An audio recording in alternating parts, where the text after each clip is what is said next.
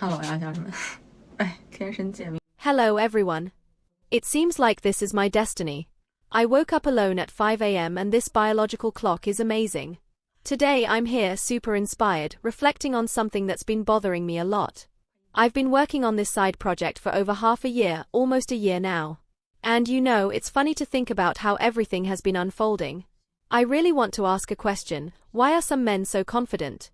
Us women, our confidence often comes from something specific, like being beautiful, having a good job, or financial stability, or something like that. In the past few days, a lot has happened that made me really want to ask, why so much confidence? Seriously, there are so many men like that. They say they don't care about appearance and that they don't have rigid standards, but when it comes to choosing, what they want is someone who is on a higher level. They want a woman who is more beautiful or has better financial conditions, and that's fine. But what really intrigues me is when you try to introduce them to someone of their level, and they don't find the physical appearance interesting, or the height, or the job. And still, they think they deserve someone more beautiful and with better conditions. I'm a woman of high quality, I have money, I study, and even so, these kinds of men think they have the right to choose me, even though they don't come close to my level. What logic goes through their heads? How do they think they have this right when they aren't even a third of what I'm looking for? Seriously, it's hard to understand.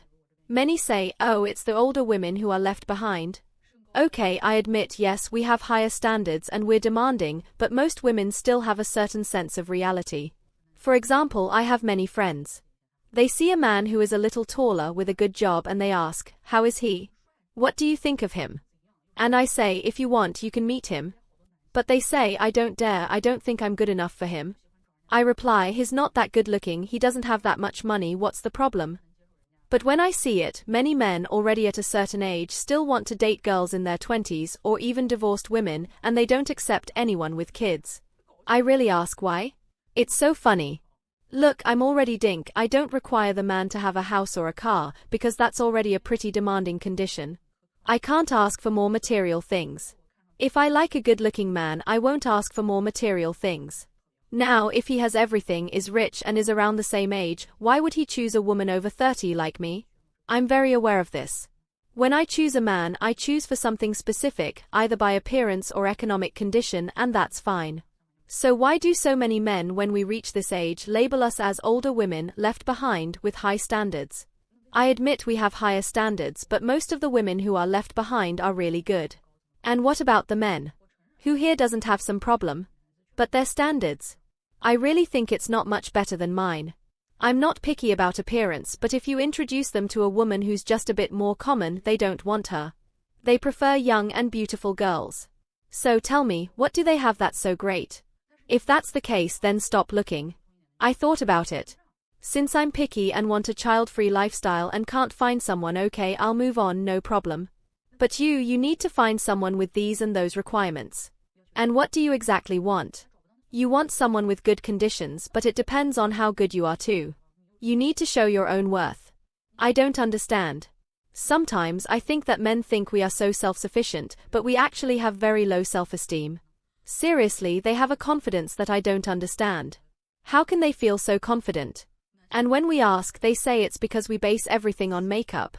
I want to know, why is makeup a problem? You men can use makeup too. So why don't you make an effort? Accept your imperfections and stop clinging to this being real idea. Come on, stop being so confident. I really think it's ridiculous. This confidence is unbearable, seriously.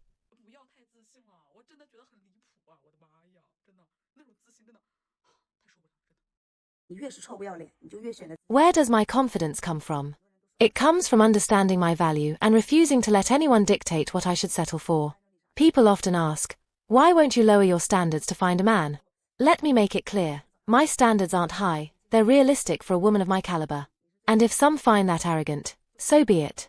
Confidence is often misunderstood by those who lack it. The truth is, I've worked too hard to build the life I have. I've cultivated my mind, my body, and my character.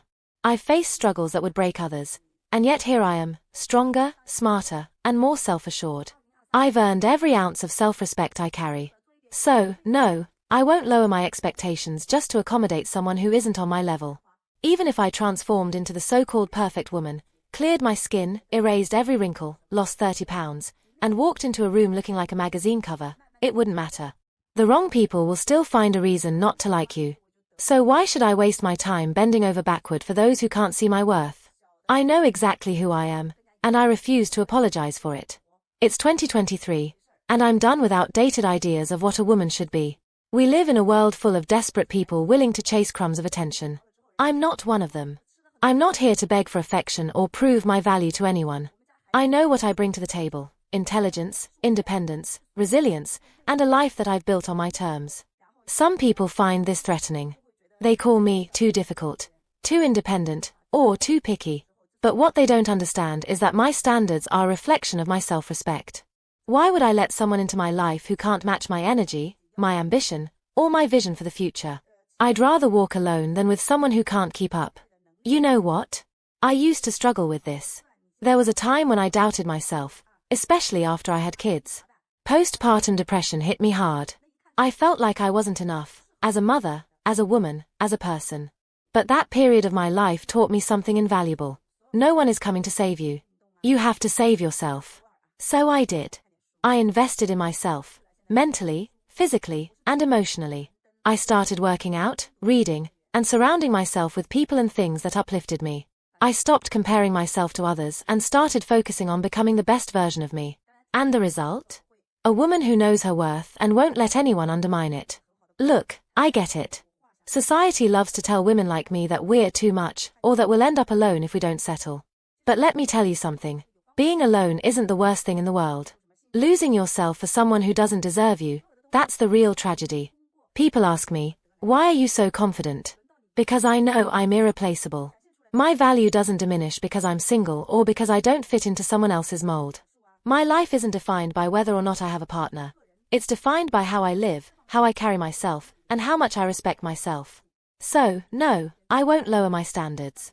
I won't apologize for being a woman of high quality who expects the same from others. And if that makes me left over, then I'll gladly wear that label. Because the truth is, being left over in a society that glorifies mediocrity is a badge of honor. At the end of the day, I'm not here to impress anyone. I'm here to live my life unapologetically, with purpose and pride. If that means waiting longer to find someone who truly matches me, then so be it. I'd rather wait for the right person than waste my time on the wrong ones. And until that day comes, I'll keep building, thriving, and reminding myself every single day, I am enough. 35岁以上的大龄女生如果还想找 I used to think that being a high-quality woman gave me every right to be picky. After all, I'm 35 years old, have a stable career, good living conditions, and I consider myself attractive. But the truth has started to sink in. Finding a man my age who is excellent, owns a house, a car, and earns a high annual salary is practically impossible. Such men exist, but they're not interested in women like me. Reality is harsh, but it makes sense. Men who are 38 or 39 years old with those qualities prefer younger women, 25-year-olds, full of energy and innocence, or 30-year-olds who are beautiful and clever. At 35, I simply don't seem like the obvious choice for them. And you know what? It doesn't help to cling to the idea that I'm single because I'm too good. Being high quality and single feels like a contradiction. If I were really that amazing, why hasn't the high quality man I want chosen me? Maybe there's something about me, some flaw I haven't even noticed. Now I'm starting to realize that I need to adjust my expectations. If I have good conditions, a solid career and financial independence, maybe it's time to let go of material demands and look for a younger man. Someone who is handsome, tall, charming, and who can offer me emotional value. A house, a car, and a high salary? Those don't seem as important anymore. And if I'm not that successful? If my conditions are more average, maybe the right path is to look for an older man, someone in his late 40s or even 50s, who has good conditions, and offer him what I can, emotional value. The truth is, marriage isn't just about love, it's about exchange. I need to provide what the other person needs and, in return, receive what I lack. For high-quality men my age, I don't offer material benefits or emotional value, and there's the added risk of fertility issues. Why would they choose me? Accepting this isn't easy, but maybe the secret is in changing my mindset. If I adjust my expectations, I create a new market for myself. And who knows? Maybe I'll finally find happiness without clinging to standards that no longer make sense. I am the older woman that many people see. In my 30s, still single. To others, the reason I am a leftover woman is because I am neither good enough nor find someone at my level. Men who are in better situations think I am too old for them, and those who are in worse situations I don't see as suitable. In reality, no one judges someone just based on material conditions. Sometimes destiny is also important, but not everyone has that kind of luck. Today is the 4th day of the holiday. I woke up at 10 a.m., went to my parents' house for the new year. These days, I am with my parents, since I slept late yesterday. And since today I'm resting. I woke up later. In the morning, I went to the supermarket with my family. We bought some fruit. For lunch, we had hot pot outside. And when we came back, I wanted something lighter. So I decided to make a bowl of noodles. Every time I go back home, I cook and wash the dishes for my parents, helping with the housework so they can enjoy the holiday too. Today, I was too lazy to cook, so I kept it simple with noodles. Sometimes, when I eat alone, my meals are really simple. Mainly because I don't have enough time to make a more elaborate meal. Buying groceries and cooking. It takes me up to 2 hours to prepare a meal. Right now, I am not anxious. I'm not afraid of being lonely. And I don't care what others think of me, as long as I am happy with myself. Even when I get older. If I become a single old lady, I hope to be an optimistic old lady. What do you think? You, who are still single, do you feel the same way as I do? Really, does anyone think that not marrying and not having children means being an independent woman? Why imagine that by not marrying you are the victim? You think you don't have the courage to do it. So you mock those who do? You're so frustrated. Yet you still think you have the right to mock those in the arena?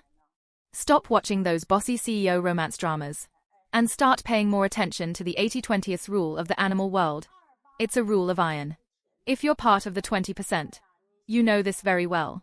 So why care about the 80%? You see me being criticized every day.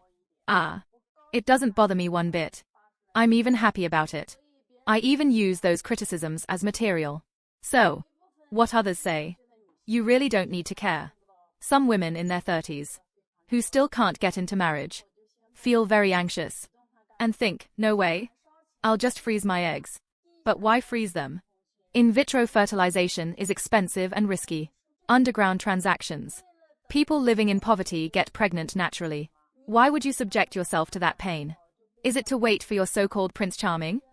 The man of your dreams. He's probably already married to someone else. And even if he existed, what would he do for you that would justify you risking everything for him? Don't be fooled by stories of people in their 40s who still had a second child. Having children in your 20s is different from having children in your 40s. When you're in your 20s and about to have a baby, if your water breaks, the doctor will calmly reassure you, don't worry, a natural birth is possible. We'll try for a natural birth. Now, at 40, if your water breaks, if you move a little slower, you might end up giving birth in a taxi. If you really want children, have them at the right age. Even if it's late. If you find true love, he'll love you and accept your children, won't he? Don't dream in your 20s. Only to be rejected after hitting 30. Getting angry about everything. Don't wait until you're 40. To rush and still freeze more eggs. To everyone here, men and women, if your marriage isn't going well, it's because you made the wrong choice. Not because marriage is bad. Don't blame marriage for that. Now, everyone talks about high-quality women. First of all, let's not talk about women, because I wouldn't even dare touch on that subject. Let's just talk about quality and value. Can someone please explain to me why something high quality would be left behind? For example, a table with 20 plates and only one plate is left. No one wants to take it home. Why does this happen? Is that plate so good, so high quality, that no one wants to eat it or take it? In a fruit supermarket, there are 10 oranges, and in the end, 1 tomato is left. Does this happen because the oranges are so high quality that no one dares to buy them? Is it possible that this is the real reason? An orange thinks it's just like an orange, so it jumps from the orange shelf to the orange shelf. It thinks it's just like an orange, so why not have kids? It's a fruit too. What's the difference? But the consumer is not stupid. An orange is an orange, a tangerine is a tangerine, and the quality can't be the same. So all the oranges are gone, and only the tangerine is left on the orange shelf. It feels embarrassed and thinks, should I go back to my tangerine shelf? The tangerine costs 1.50 per 500 grams, while the orange costs 10 yuan per kilo. It sees that the tangerine is so small and thinks, I can't go back to the tangerine shelf, I'll be laughed at. So secretly, it starts lowering the price from 10 yuan to 8 yuan, then to 6 yuan, 3 yuan, but no one buys. People want to try, but they think, I can't lower the price anymore. Tangerines cost 1.50, and I'm an orange. I can't be cheaper than the tangerine, but the consumers understood what it really is. It starts to rot, but still refuses to admit it. It says, it's not that I'm worthless, it's that I want so much, but no one can afford me. No one deserves to have me, and it will rot on the shelf. What is the answer to this? Let's get there. First, what's the problem with the tangerine? Is it because it's so good? Is it because others can't afford it? Why are the other oranges at the same price bought, but no one buys this tangerine? Because it has no value. The biggest problem with it is not recognizing its true position. It thinks it can deceive others and deceive itself, greedily comparing itself to others until it loses focus and gets lost. We know that the best fruits are always chosen first. When the fruit is of high quality, the price will never be an issue. What is left, in fact, are the more rotten fruits. Do you think it will recognize its situation and lower its position? Of course not. It will think that since it is the last one available, it will be more sought after, but it forgets that it will rot. No one can keep their youth forever. Fresh fruit will always come into the market. Its price will continue to drop, but as long as the beer has purchasing power, they will always have the ability to choose the freshest. So, who would choose a rotten and expensive fruit? Therefore, we agree that it wasn't left behind, because in the end, it wasn't the others who left it behind, but itself. There are usually 3 possible endings to this. The first is to recognize your own value and stop dreaming. Cut your losses at the right time. The second is to keep deceiving yourself, listening to coaches, and singing I'm a queen, until one day, when you finally want to understand the reality, your youth is already gone. The third is to wait for a big fool. So, I hope men wake up and aren't fools, spending lots of money on a rotten fruit. Otherwise, you'll be at the store door with a sign saying give me back my hard-earned money, or running to the bathroom with a stomach ache, living a miserable life. What is your opinion about this dilemma? I'd like to know your point of view. If you liked the video, leave a like and subscribe to the channel for more videos like this. I'll see you in the next video.